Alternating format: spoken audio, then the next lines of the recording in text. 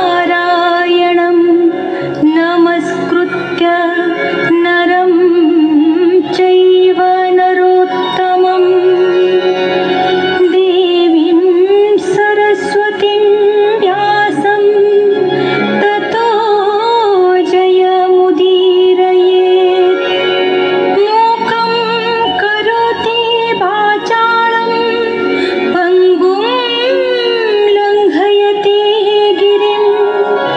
यत्कृपातमहं वन्दे परमानन्दमाधवम्।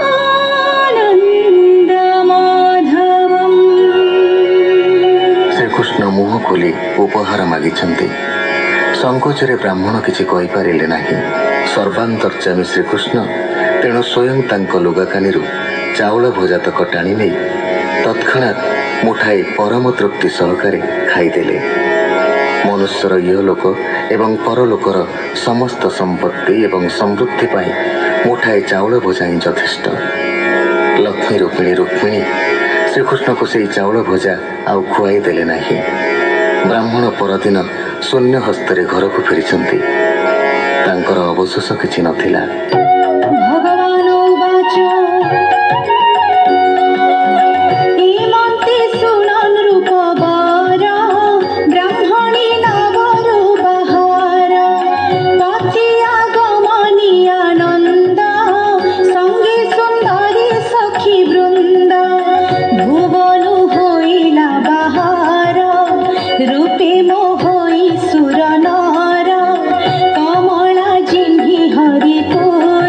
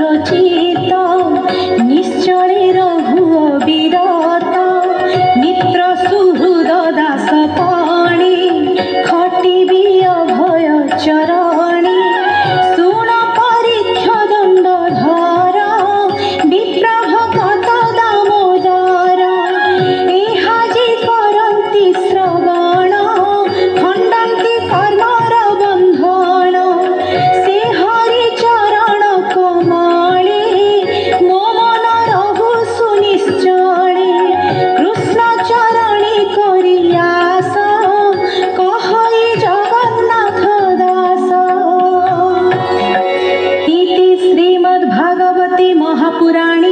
पारमहंस्यां संहितायां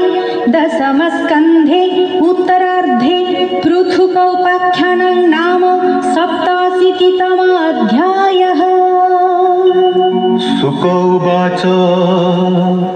प्रेम आनंदे मुनिवर बोलंती शुण कुरुवीर धरणी भारा निवारण अनादि परम कारण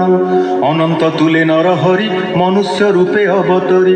आनंदे द्वारावती पुरे विहरे नर कलेबरे ज्योतिष विद्या अनुमाने विचारी ऋषिंक वचने ज्योतिषे कृष्ण पासे जाई कहिले सिरे कर देई भोनाथ शुण सावधाने मकर पंचदश दिने तृतीय मुहूर्त प्रवेशे सिंहिका सुत रविग्रासे दिवसे प्रकाशिब निशि प्रलय काल प्राय दिशि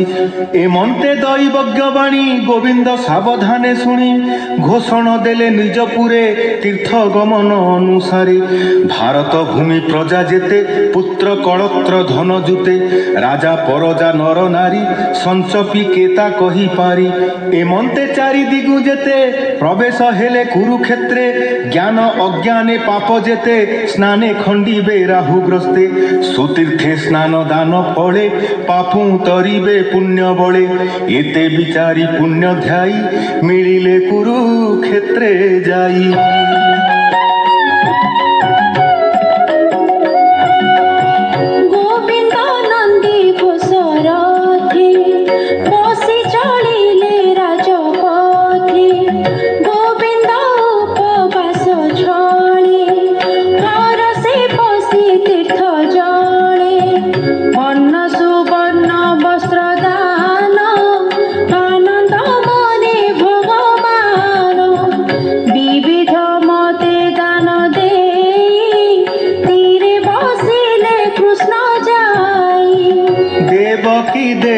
वसुदेव बसिले राम पद्मनाभ ए आदि कही विमुखेते कृष्णर पत्नी सुत जेते वृक्षंक मूले विराजन्ति गगने जेन्हे तारा पंक्ति कहिबी एके एके केते केरल आदि राजा जेते सुहृद बंधु मित्र जन अपरे अनेक राजर नंद यशोदा आदि करी गोपरे जेते नर नारी गोपीए कृष्ण रूप देखी अश्रु गणाइबे आखि फुटिला पद्म प्राय नेत्र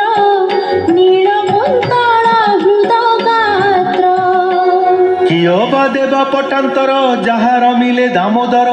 लोचने करी मने ध्यान अंतरे कले आलिंगन पुलके अंगे रोमराजी प्रेम आनंदे चक्षु बुझी कंठ कुंठित मंजुबाणी ता देखी कृष्णर तरुणी सुहृद भावे एक मेले करंती जणे जणे कोले कृष्ण कामिनी गोपनारी से नेह भाव मने धरी कहंती कृष्ण कथा मान सुमरी करंती रोदन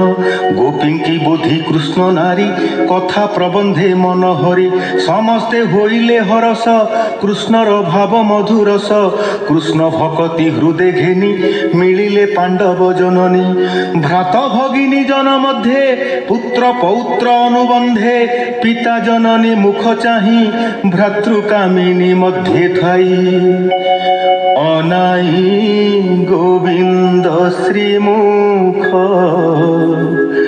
छाड़िला कष्ट दुख शोक वसुदेवर मुख चाही बोलई शोक